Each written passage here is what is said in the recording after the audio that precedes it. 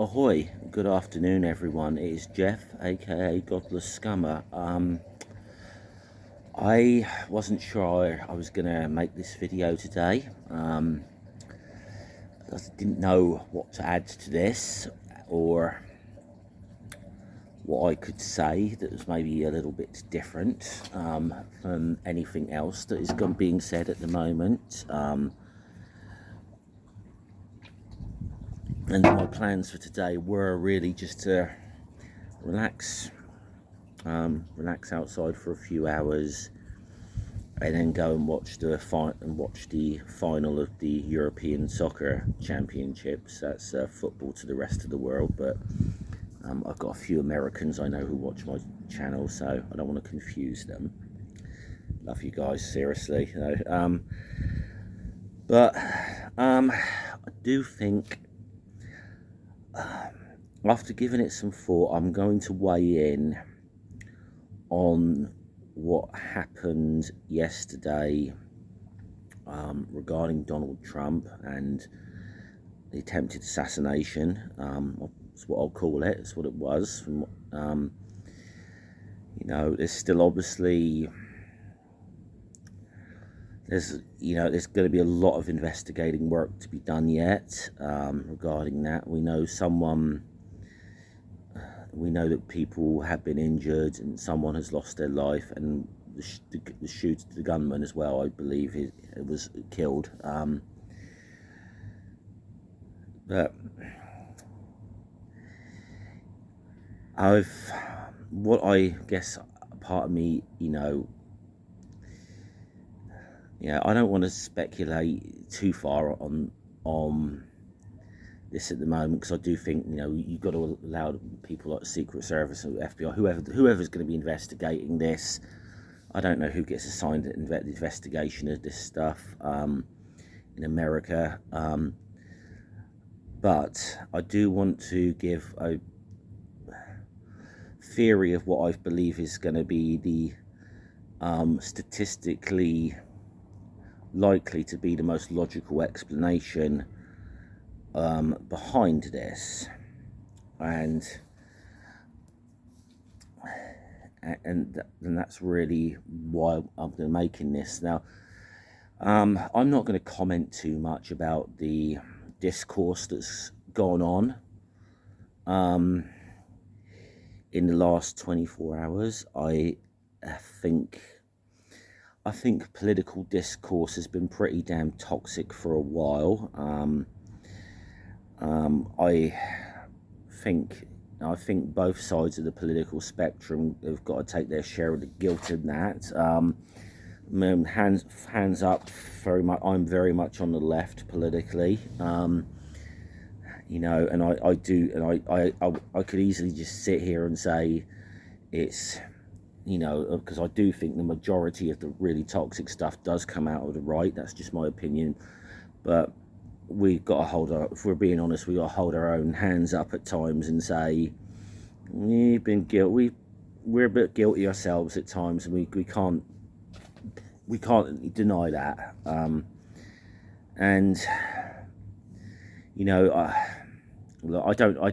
don't know how and why it's got as bad as it's got. I'm sure there's loads of people with different explanations about it, but one of the things I've started to see, and I think somewhat predictably have started to see in the last 24 hours, are conspiracy theories regarding this, and that's why I've decided to make this short video.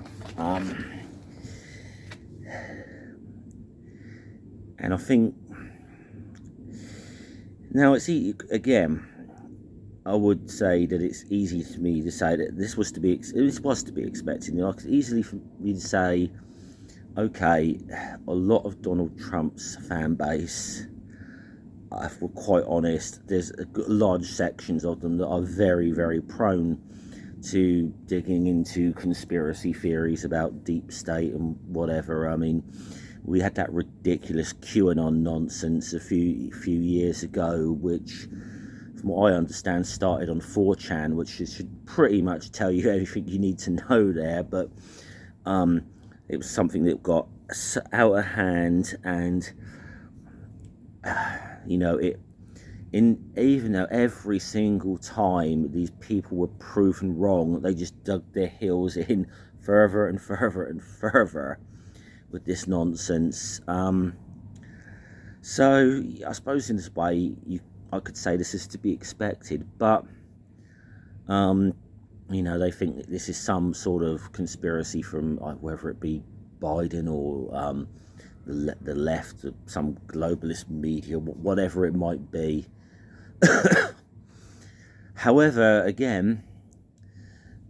once again, gotta say, I'm seeing stuff coming out of my own side regarding regarding conspiracy theories about this, and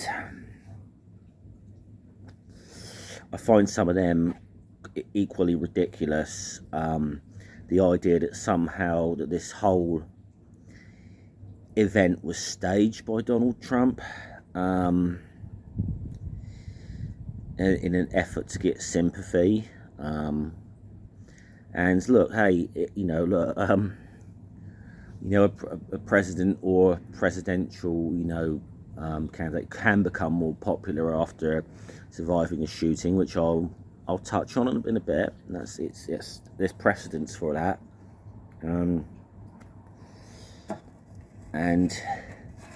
But I think what it was is why I'm sort of making this is I'm going to do just a very, very short, very quick history and go through a list of assassinations or assassination attempts on US presidents or presidential candidates. There's been a number where they've been successful. There've been a number where people have been wounded. On 3 occasions now, I can think of. So I just want to go for a little quick list and then tell you where there's common denominators and one notable outlier on the whole thing. So 1865, Abraham Lincoln, shot by John Wilkes Booth. Obviously famous one. 1881, President James Garfield. I don't know what I read his name a few minutes ago. I'm forgetting the name of the man who killed him now. I know it was partially to do with the spoils system, and it's interesting because from what I've read about Garfield, he's a bit of an overlooked, and Garfield's a bit of an overlooked figure these days. But there was a guy I think had a potential to definitely be one of America's better presidents, and never got to see that. 1901, President William McKinley, who was killed by a Detroit resident. I believe he was Polish origin, but known anarchist. 1912, there was an attempt on Theodore Roosevelt. He was actually shot, but survived. Teddy Roosevelt was pretty damn tough.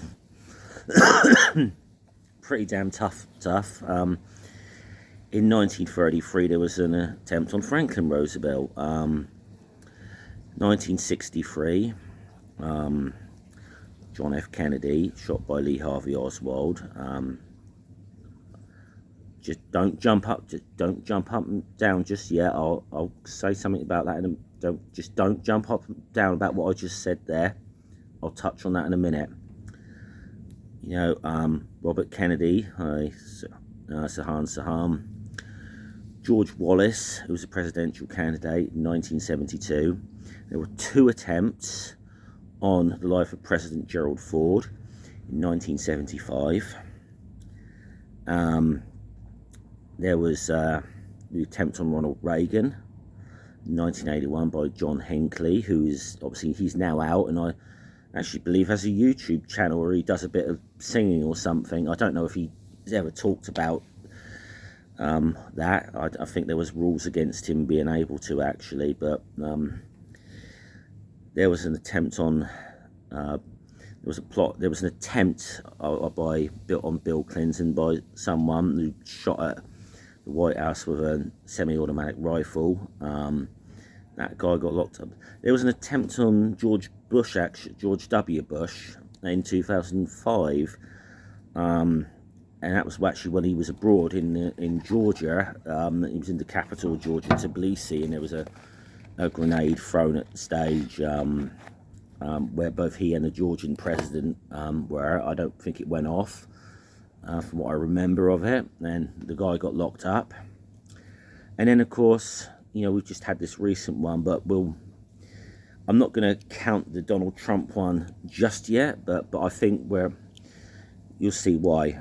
You'll see why, because when I make my point, that there's one common denominator throughout these, almost all of these, and one notable exception, and that is that each and every single one of these was carried out by one person acting alone. The only notable exception to that was Abraham Lincoln. And yes, I'm going on record as saying, it's my belief that Lee Harvey Oswald acted alone and killed John F. Kennedy. Now, I'm going to make it very clear, I am not going to get into any lengthy discussions on the JFK assassination in my comment section. So if you want to write stuff like that, I'm not going to engage. You're just wasting your own time.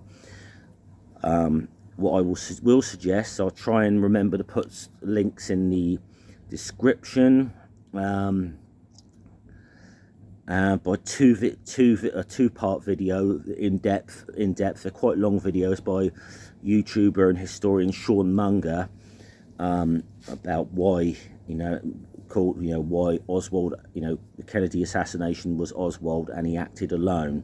And they're very good and very informative videos, and he absolutely shreds a lot of the conspiracy theories around Kennedy. And there was a good book written a number of years ago called Reclaiming History about the Kennedy assassination by Vincent Bugliosi, I think his name was. And again, he just shreds a lot of the conspiracy theories around Kennedy, which are actually, when you dive into it, are quite ridiculous. When you scratch beneath the surface of a lot of them. And that's why, but the point I wanted to make is that this is almost certainly, it's my belief that this is almost certainly going to be proven with this attempt on Trump, that this is one guy who was acting alone. Now, if I'm wrong about that and it's proven otherwise, I will make a follow-up video to this. And I'll admit I was wrong. But that's going to have to be proved beyond all shadow of a doubt. And the reason I'm saying this is because, as I've just pointed out there, statistically speaking, that is the most likely explanation. That's the precedent with this stuff. That's not to say that there's not conspiracies, to kill notable figures and that. Of course there is. I mean, look, but when it's come to US presidents and presidential candidates, that is the common trend you see time and time and time again, that it is someone who is acting alone. And I know people don't want to necessarily hear that, but that's and that's why I think this is likely to be the same, because statistically, historically, that's what's happened with like I said, the notable exception of Abraham Lincoln, which was demonstrably part of a conspiracy, but it wasn't a big wide conspiracy. It was quite a small group. But I think, we as people, humans, we do have this tendency to assign agency to things, and I think maybe it's part of our evolutionary makeup. it's probably part of who we are, but sometimes it can become really dangerous. We start looking for patterns that just are not there, and we start just believing all sorts of crazy stuff. And that's just what my thing is. This is appeal. Listen, I'm not a big fan of Donald Trump, but if any of like his big supporters do happen to watch this video, look, of course what happened to him was wrong. You know, this isn't the way. I know that. That wasn't. But that's not the reason I'm making this. It's just an appeal to you to try and just think about common sense and what the most likely explanation is going to be here, and that is that for whatever this person's motives are, the chances are is that this is someone acting alone for their own reasons, and I'm almost certain that that's how this will come out of this. And again, to the people on the other side, on my side of the aisle, on the political left, no, this wasn't some grand design by Donald Trump to boost his opinion ratings. Now, I did say I was going to touch on something. Now, when Reagan got shot, there was an awful lot of sympathy for him, you know, they did a very good job of, you know, of when he was recovering, sort of, you know, rebuilding his image and so on, and it worked. I mean, then Reagan himself, even I can't remember what the situation was, whether it was Iran-Contra or some other sort of time when things weren't looking too good for his presidency or something, and he just apparently just jokingly said to one of his aides, "I think I know what I'll do. I'll go out and get shot again." You know, so, but no, this wasn't staged. That photograph of him, it wasn't some big, you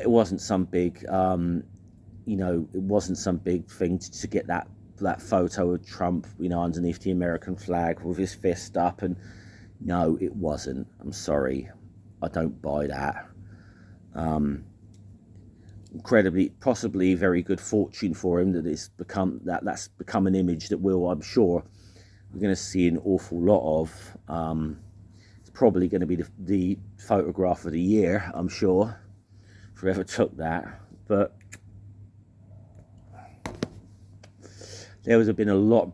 It wasn't convenient time. There was going to be a lot of people. There was a lot of people there. I'm sure all of them had camera phones. Someone was going to get an excellent blooming picture or something, and I think whatever else you want to say about Donald Trump, he obviously had enough savvy to realise to make that gesture or whatever, just to say, "Hey, I'm all right," or whatever. I think it was, you know, very fortunate. But the point of this whole this video is, can we hold off on the conspiracy theories, please? Because throwing them out there into a discourse that is already political discourse that is already pretty bloody toxic is only going to make things worse. And I'm finding the level of discourse depressing enough these days. And, you know, try and think critically about this. And that's just my what I wanted to come on and say, basically. So otherwise, enjoy the rest of your day, and hopefully I'll be back soon. All right, so this has been Jeff, aka Godless Scummer.